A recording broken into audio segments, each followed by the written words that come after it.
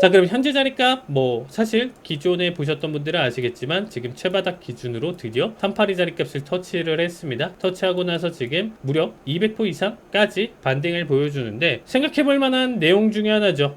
1번 매매 관점에서 그동안 계속 제가 설명드렸었던 내용 중에 하나였어요. 피보를 그렸을 때 여러가지 관점으로 그렸을 때 이 382에 대한 내용 자체 사실상 언급을 안 할래야 안 할 수가 없었겠죠. 최근 몇 주 동안 교육을 가져왔었을 때 피보 위주로만 가져갔었기 때문에 여기에 대한 내용 자체를 안 담아두진 않았어요. 드디어 오늘자 터치를 보여주고 나서 지금 어느 정도 변동성 반등을 보여준다. 그럼 제가 드리고 싶은 얘기는 뭐 이렇게 해석을 가져갔었을 때 뭐 한 450 뭐 이런 자리값이 뭐 480 이런 자리값이 지금 주요 마디값이다 판단을 한다라고 하면 이런 구간대에서는 뭐 조금 더 이탈이나 내용 자체는 깨질 수는 있어도 반등에 대한 해석을 담아둘 수 있는 좋은 자리값 해석이다라고 보시면 될 것 같습니다. 자, 그래서 뭐 마디값은 여러분들이 좀 보시면 돼요. 제가 지금 만들어 놓은 자리값은 피보나치에 대한 382 자리값에 대한 마디값도 존재를 하는 거고, 이전에 저점 자체가 사실상 그렇게까지 크진 않았기 때문에 이 전저점에 대한 내용 자체, 여기도 피크를 그리면서 강력한 미증시의 사상 최고치를 그릴 수 있는 도움닫기를 가져갔었던 주요 마디값이었어요. 이 자리값을 터치를 하고 살짝 이탈을 하고 나서의 반등 자리값은 매수에 대한 해석 자체도 충분히 담아볼 만한, 가져볼 만한 자리값 해석이었다라고 보시면 될 것 같습니다. 자, 그 다음에 이제 마디값에 대해서 제가 마지막으로 항상 설명드리는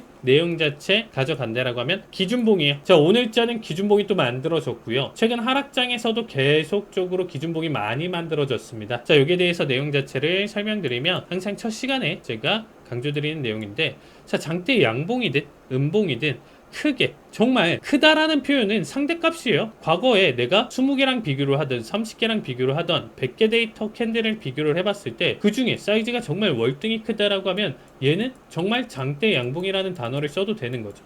장대봉이죠. 장대양봉, 음봉까지 표현을 해서 장대봉을 만들어줬다 이렇게 판단을 할 수 있잖아요.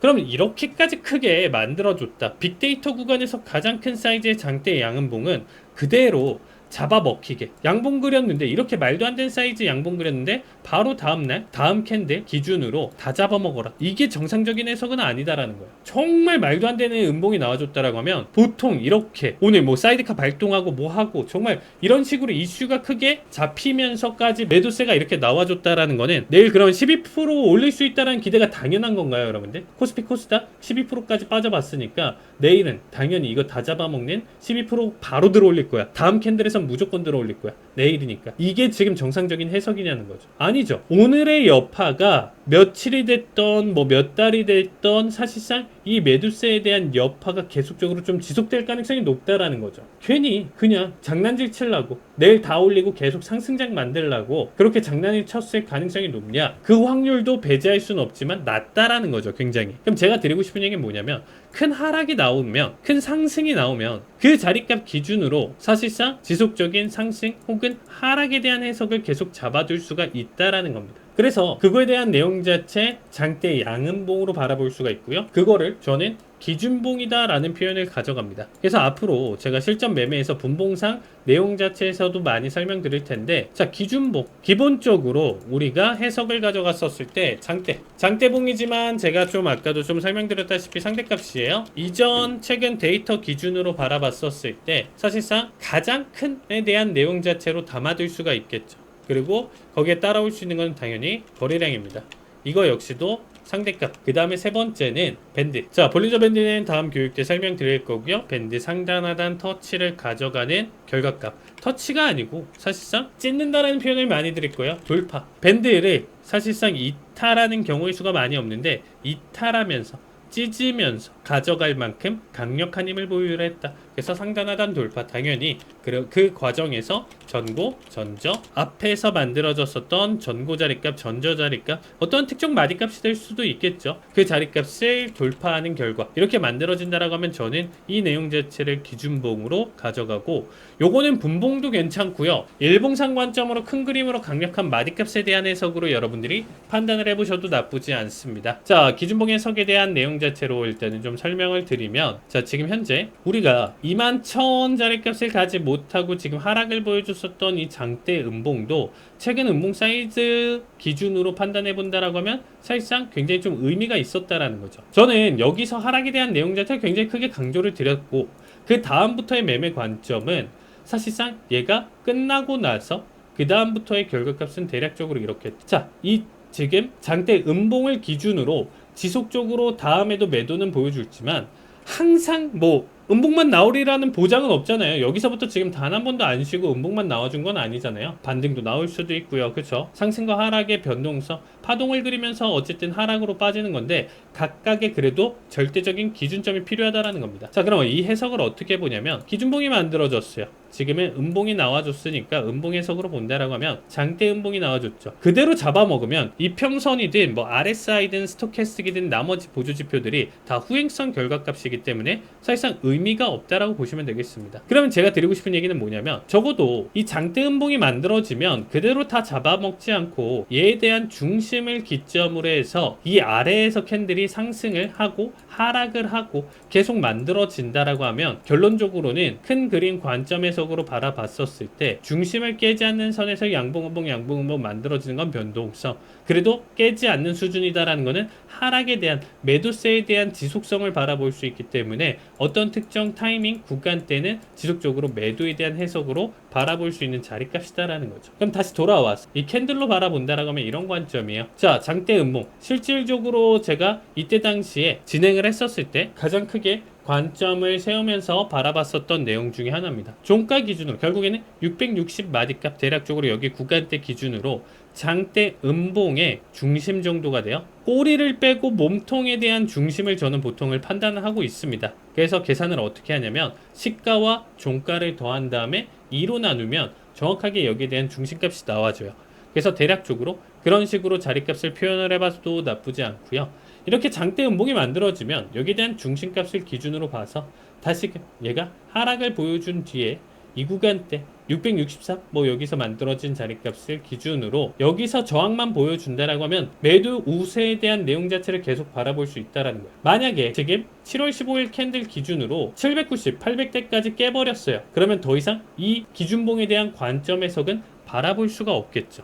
깨진 관점이에요. 그러면 이 마디값은 오늘자 설명드렸었던 매도를 계속적으로 바라볼 수 있는 강력한 마디값이기 때문에 지금 일봉 차트이기 때문에 관점 해석은 큰 관점 해석으로 바라볼 수는 있지만 이거를 단기 1분봉, 5분봉 해석으로 본다라고 하면 나의 매매 타이밍이나 타점을 계속적으로 관점 해석과 나의 방향성, 단기적인 해석을 계속적으로 바라볼 수 있는 내용, 근거가 될 수가 있다라는 겁니다. 마치 우리가 21선을 기준 삼아서 매매를 보시는 분들이 굉장히 좀 많으시잖아요. 21선을 기준 삼아서 위에 있냐 아래에 있냐에 따라서 사실상 매수다 매도다 이렇게 판단하시는 분들도 계시잖아요. 그거랑 비슷한 맥락 관점 해석이다라고 보시면 되겠습니다. 결론적으로 중심을 기준으로 사실상 찔러주긴 했어도 종가 기준으로는 다 언더로 잡아줬기 때문에 이러한 낙폭 해석을 볼 수가 있고요. 큰 음봉이 나와줄 때마다 기준봉에 대한 역할을 할 수 있다라고 보시면 돼요. 그럼 여기서 하나 더 체크해볼 만한 내용 자체는 지금 보시면 아시겠지만 앞에 7월 11일 캔들 같은 경우는 중심을 기점으로 사실상 계속적으로 좀 건드려주긴 했어도 계속 종가 마감을 잘 보여줬기 때문에 하락. 근데 얘 같은 경우는 288 중심을 만들어놨는데 터치가 없어요. 그래서 항상 이 자리를 기다린다라고 하면 여기까지는 큰 음봉 만들어지면 절반까지는 무조건 소화할 거야. 무조건 이 해석으로 접근을 하면 매매 자체가 사실 2288 부근대에서 만들어질 수 있기 때문에 요거는 그 뒤에 하락이나 내용 자체를 놓칠 수가 있어요. 그러니까 뭐 놓치는 거는 보내주실 분들은 편안하게 관점 보시면 되는 거고요. 만약에 여기서 만들어지고 기준봉이 만들어진 다음부터 해석이기 때문에 여기를 내가 안착하면서 캔들이 만들어지는 거를 손절가로 버티실 수 있다라고 하면 저점 이탈 시마다 사실상 매도에 대한 내용 해석 관점으로 접근을 해보셔도 나쁘지 않다라고 보시면 될 것 같습니다. 그렇게 만들어지는 내용들 자체가 이렇게 계속 만들어져요. 그러면 여기서도 중심에 대한 기준 자리가 사실상 살짝 시작은 보여줬다지만 낙폭을 계속적으로 가져왔고요. 오늘자 기준으로 밴드를 확실히 또 찢어주면서 넘어가다 보니까 지금은 반등이 크게 나와주면 얘는 기준봉에 대한 자격은 없습니다. 여러분들 오늘자 지금 얘가 5% 넘는 하락을 보여줬었잖아요. 거의 뭐 6% 가까이 지금 하락을 보여줬다가 지금 일단 반등 튀어나와주고 있는데 사실상 종가 대비 너무 큰 반등 뭐 18,000대까지 다 올라와 버린다라고 하면 얘는 기준봉으로 잡을 수는 없어요. 다시금 저점을 이탈한다던가 사실상 17,400 수준으로 만들어준다라고 하면 얘도 새로운 기준봉 자격이 되면서 여기까지 만들어졌다라고 하면 미래 우리가 내일 혹은 이번 주 한 주 기준으로 본다라고 하면 기준점이 강력한 마디값 해석으로 만들어질 수 있다라는 겁니다. 이 내용은 관점에 대한 내용 자체, 내가 손절을 볼 수 있는 거, 혹은 내가 관점을 매도로 봤지만 이 이상 이탈해버렸다라고 하면 중립 혹은 상승 관점으로 바꿀 수도 있는 내용 해석이기 때문에 가장 직관적이면서도 저 역시도 정말 매매에서 많이 쓰는 관점, 기술적 분석에서도 정말 많이 대응을 하기 때문에 이 내용 자체는 사실상 여러분들이 공부를 좀 많이 해보시면서 실전 대응에서 정말 중요한 타이밍이나 내용에서 큰 수익 가져가시면 좋을 것 같습니다. 자, 만약에 매수 해석으로 본다라고 하더라도 강력한 장대 양봉이 만들어졌어요. 그래서 얘를 다시금 바로 다음날 잡아먹는다 이런 느낌이 아니다라고 하면 우리가 새롭게 큰 하락폭 뒤에 신규 매집 타이밍으로 굉장히 좀 좋게 바라볼 수 있는 관점, 근거가 될 수 있기 때문에 사실상 정말 싼 가격에서 사고 싶다 하시는 분들은 이러한 자리값 타이밍 내용 해석도 받아보시는 것도 나쁘지 않다, 이렇게 정리해 드리고 싶습니다. 일단 기술적 분석에 대한 내용 자체로는 첫 교육 시간이고 오늘 내용은 여기까지 가져가 보도록 하겠습니다. 자, 다음 시간에는 추세선 내용 자체에서 오늘과 겹치는 내용과 접목시켜서 일단 다시 한 번 더 교육 시간 가져가 보도록 하겠습니다. 자, 여러분들 수고하셨고요. 교육 여기까지 가져가도록 하겠습니다.